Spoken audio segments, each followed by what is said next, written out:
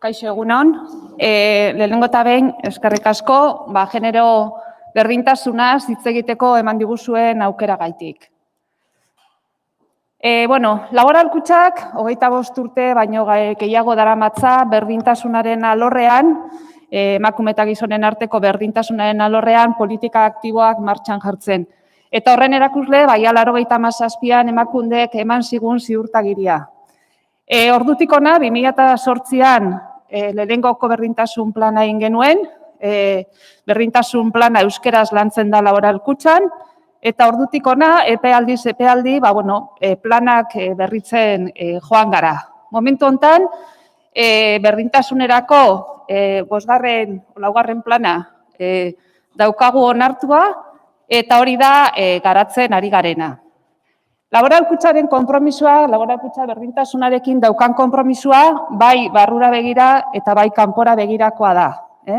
Eta konpromiso horren, kanpora begirako konpromisoaren adierazle, esan ekimen ezberdinak jarri ditugula martxan azken urteotan gizartera begira, eta elkarlanerako gune ezberdinetan parte hartzen dugula. Gaur azalduko dudan lanketaren, lanketa kontutan hartuta, hauetako elkarlanerako gune bat aipatuko dut, bai sarea gunea, eta sare hontan parte hartzen dugu berdintasunaren alorrean lan egiten dugun erakunde eta enpresak, eta batez ere genero arrakalaren desagertzea landu nahi ditugun enpresak. Genero arrakalarik ez izateko, esan daigun, laboral kutxaren abiapuntua beste lan sektore batzuena baino hobea dela. Zergaitik, gurean lanean hasten diren pertsonei eskatzen dizkiegun ikasketa tituluetan emakumeak nagusi direlako. Eta hori agertzen da eta nabarmentzen da gaur egun gure langilegoaren artean daukagun gizon eta emakume portzentaian. Portzentai hau, hor ikusten duzuenez, 2008an 42koa zen, eta gaur egun, emakumeen portzentaia laboral kutxan 53koa da. Orduan, abiapuntua, genero arrakalarik ez izateko, beste lan, esaten nuen bezala, beste lan sektoretakoa baino hobea da, baina ikusten duzuenez, azpian agertzen den grafiko horretan, segregazio vertikala gurean ere agerikoa da. Eta emakumeak laboral kutxan batez ere, bentaniletan ikusten dituzuen lanpostuetan, gestore mailetan, edo, adibidez, zerbitzu zentraletan, teknikoari lanpostuetan egiten dute lan. Bulego zuzendarietatik, 3tik bakarra da emakumea, eta aurrera egiten badugu, adibidez, zonaburutan, edo zuzendaritza lanpostuetan, gaur ikusten dugu, 5 edo 4 zuzendaritatik bakarra dala emakumea. Orduan ikusten dugunez, segregazioa naiz eta abiapuntua egokia izan, segregazio vertikala ere gurean agerikoa da. Errealitate hau kontutan hartuta, eta gero bestetik, guk esan dugu 4. plana egia garatzen ari garela, eta planak egin aurretik, betik egiten dugu diagnostiko bat. Eta diagnostikoan datu kuantitatiboak kontutan hartzen ditugu, baina baita ere datu kualitatiboak. Eta, egiten duguna da, kolektibo guztian, galdetegi bat bandatzen dugu. Eta galdetegi horretan, berdintasunarekin zerikusia daukaten esparru ezberdinak galdetzen ditugu, eta, galdetu izan dugu ere, 2012an hasi ginenetik, diagnostiko kualitatiboak egiten, bai gizon, bai emakume, prest egongo liraken ardura postuak hartzeko. Hor ikusten duzue, gizonak eta emakumeak ez dugula prestutasun bera ardura postuak hartzeko, eta 2012an, desberdintasuna gizonen 62%, eta emakumeen 48% prest agertzen zen, eta 2015an berriz egin genuenean, hor ikusi genuen gizon gehiago zeudela ardura postuak hartzeko prest, eta emakumeen portzentaia zela mugitu. Ez da izan 2019ko diagnostikora arte, emakumeen portzentaia nabarmen gehitu da 2015koarekin konparatuz, eta gizonen portzentaia gainditu egin du. Gaur egun, azkenengo diagnostiko hortan, emakumeen 70%ak azaldu zen ardura handiagoko lanpostuak hartzeko prest. Eta horretan, pentsatzen dugu 2017tik hona emakumeen alduntzean egiten ari garen lanak zer esana badaukala. Oso gauza kuriosoa izan zen ere, 2012an ezetz esaten zuten horietan galdetzen genuenean zeintzu ziren arrazoiak, ardura postuak hartu nahi ez izateko, bai gizon eta emakumeek ematen zituzten arrazoiak. Arrazoiak oso ezberdinak izan ziren, eta emakumeen arrazoi horiek bi multzotan sailkatu genituen. Alde batetik, kontziliazioarekin zerikusia zeukaten arrazoiak agertu ziren, baina agertu zen oso nabarmen ere, genero rol eta estereotipoekin zerikusia daukaten arrazoiak. Hau da, ez naiz gai sentitzen ardura postu bat hartzeko. Orduan, errealitate honetatik eta datuetatik abiatu, orain arte indarrean egondan berdintasunareko 3. plan horrek erronka nagusi bat hartu zen, ardura postuetan emakumeen parte hartzea handitzea.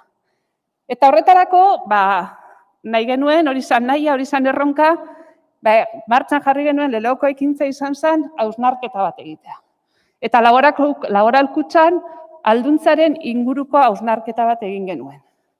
Jakinen genuen zeintzu ziren, hor agertu diren iritzi horiek eta datu horien atzean zeuden arrazoiak. Eta behin, arrazoi horiek identifikatuta, gure asmoa zen ekintza plan bat zehaztea.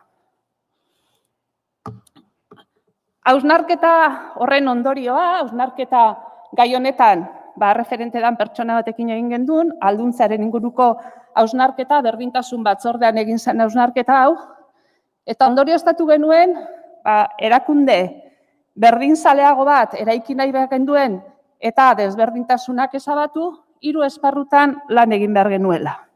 Alde batetik, egituraren esparruan, hau da, laboral kutxan bertan aldaketa sakonak egin behar genituela ondorio estatu genuen, sortu behar genituen baldintza egokiak gizon eta emakumeen arteko berdintasuna bermatzeko, eta horregaitik, pentsatu genuen lidergo ereduetaz hasi behar genuela azterketa egiten.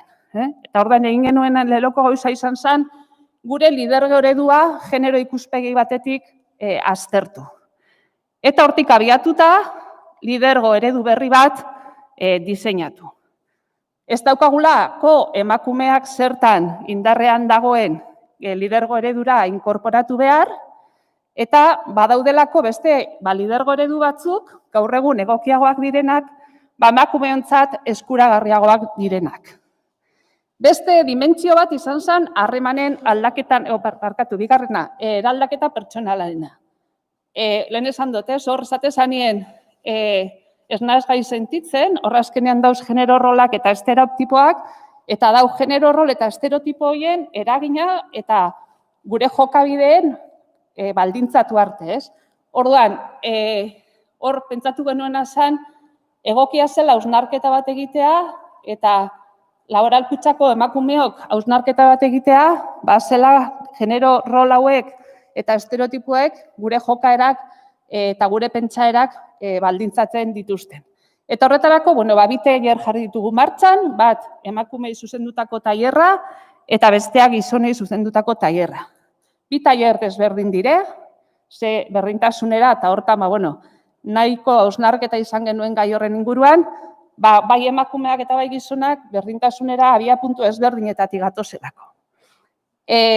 Emakumeak borondatez apuntatzen dira, eta ja dagoeneko 150 emakume baino gehiago pasatu dira tailer hauetatik, tailerrak 15 pertsonatako tailerra dira, 5 saiotan garatzen dira, eta aldez gizonak guk aukeratu ditugu.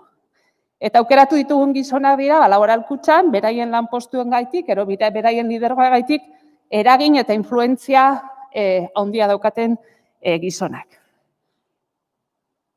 Eta gero, esaten hau, hirugarrengo dimentsioa, lantzen ari garen hirugarrengo dimentsio hau, dala harremanen dimentsioa. Guk adibidez, laboral kutxan, berdintasunaren aldeko kontzientzia soziala sortu nahi dugu, eta horretarako saiatzen gara, berdintasunarekin lotutako erozein lanketa egiten dugunean, ahalik eta lankide pertsona gehien horretan inplikatzea, eta pertsona gehienen parte hartzea bultzatzea, eta gero, euskararekin, euskal kulturarekin, laboral kutxak izan duen harreman eta konpromisoarekin, antzeko konpromiso bat izan da berdintasunarekin, nahi dugu ere gizarteari begira, berdintasun zale, berdintasunaren aldeko erakunde bat bezala azaltzea.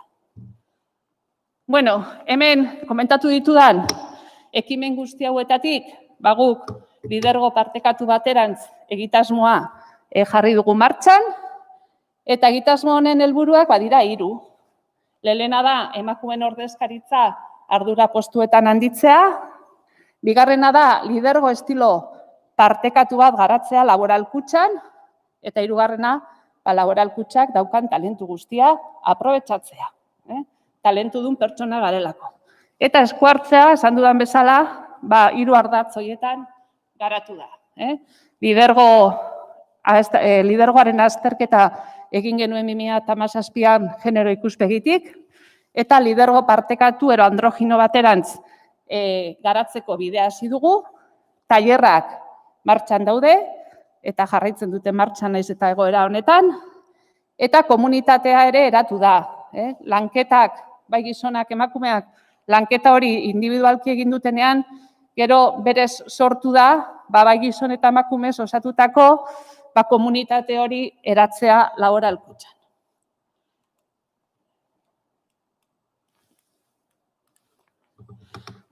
Ikusi duzuenez, bide bat egin dugu, aurrera goaz, urratsak ematen ari gara, ikusi dugu segregazio vertikala daukagula, baina datuak orain 2008an baino hobeak dira, baina bidea egia esan, ez da beti samurra izaten.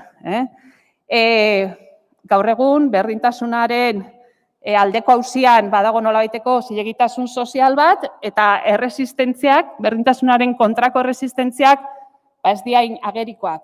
Oin, bat azten danean, erakunde aldatu nahian, irmoki lanean, konpromisoa ikusten danean, erabakiak hartzen direnean, urratsak ematen hasten direnean, erresistentziak agertzen dira, eta guri ere gertatzen zaigu. 4. plana esan dut, martxan dagoela, eta bere ambizioa da, orain arte egindako lanketa eta hausnarketa honek erakunde guztia zipristintzea. Barne prozesu guztietan, genero ikuspegia sartu nahi dugu, genero ikuspegi hori kontutan hartzea, eta hori da gure helburua. Kolektibo osoa, aliatuak sortu, eta egin dugu orain arte egindako lanketa erakundean zehar zabaltzea.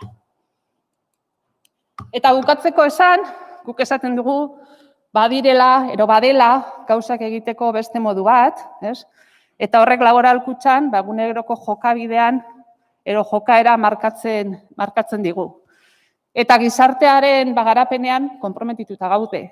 Gizarte berdinzaleago bat, anitzago bat, eta inklusiboago bat eraikitzerakoan hor inplikatuta gauz. Eskerrik asko.